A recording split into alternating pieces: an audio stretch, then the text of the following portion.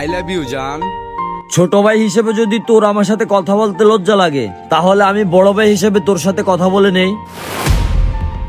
আমাকে একটা কথা বলতো, আমরা দুই ভাই এই বাড়িতে কত বছর ধরে একসাথে বড় হয়েছি? 25 বছর বা তারও বেশি হবে। এই 25 বছরে কতবার যে আমাদের ঝগড়া হয়েছে, হাতাহাতি হয়েছে, তার কোনো হিসেব নেই। তোর মনে আছে ছোটবেলায় একটা ডিম বেশি খাওয়া নিয়ে ঝগড়া করতাম, কখনো টিভির রিমোট নিয়ে ঝগড়া করতাম, কখনো মাঠে খেলতে যাওয়া নিয়ে। কিন্তু একটা জিনিস ছিল, এক সপ্তাহ তো দূরের কথা, একদিনও আমরা একে অপরের সাথে কথা না বলে থাকতে পারতাম না। ঝগড়া করতাম, মারামারি করতাম, আবার কিছুক্ষণ পরে নিজেরাই একসাথে বসে ভাত খেতাম। কিন্তু আজ বিয়ের পরে এমন কি হয়ে গেল আমাদের মধ্যে?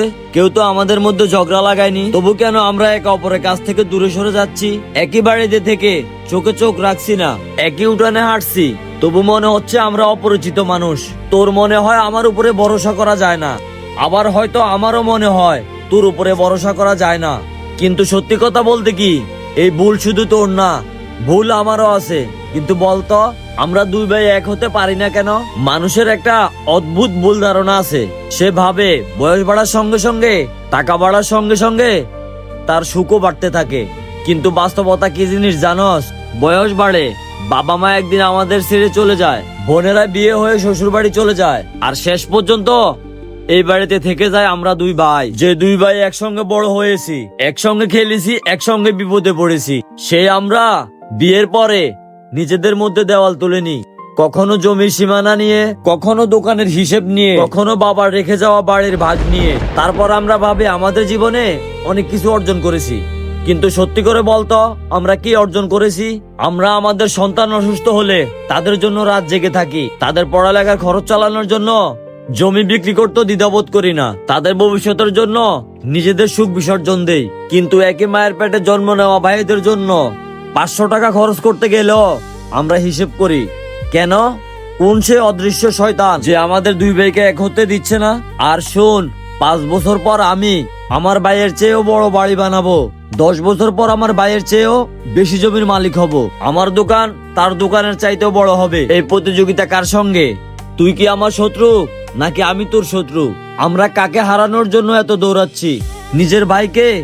আরে ভাই, এমন টাকা পয়সা পানিতে ভেসে যাক, তুই যদি চাস ওই জমিটা তুই নিয়ে নে, এই বাড়িটাও তুই নিয়ে নে, দোকানটাও তুই নিয়ে নে, আমাদের বাবার রেখে যাওয়া সব সম্পত্তিও তুই নিয়ে নে, কিন্তু আমাকে সে আমার পুরনো ভাইটাকে ফিরিয়ে দে, যে ভাই আমার সঙ্গে ঝগড়া করত, আমার প্লেট থেকে খাবার চুরি করে খেত, বিপদে পড়লে সবার আগে আমার পাশে এসে দাঁড়াতো। আমার দৌলত চাই না ভাই, আমার বড় বাড়ি চাই না, আমার বেশি জমি চাই না, আমার শুধু আমার ভাইয়ের ভালোবাসা চাই।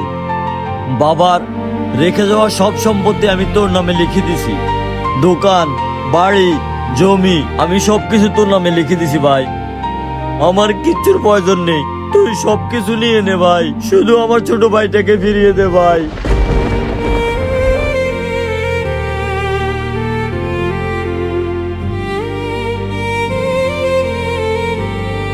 ভাই,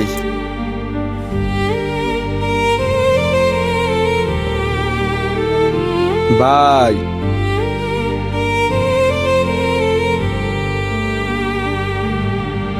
ভাই, আমিও তোমাকে হারাতে চাইনি, শুধু কিছু মানুষের কথা শুনতে শুনতে আজ আমরা একে অপরকে হারিয়ে ফেলেছি। ভাইয়ের সঙ্গে সম্পত্তি ভাগাভাগি করো, কিন্তু ভালোবাসা ভাগাভাগি করো না, কারণ জমি, বাড়ি আর টাকা একদিন আবার অর্জন করা যায়, কিন্তু হারিয়ে যাওয়া ভাইয়ের ভালোবাসা ফিরে পাওয়া যায় না। তাই দুনিয়াতে সম্পদের পিছনে ছুটতে গিয়ে ভাইকে হারিয়ে পেল না।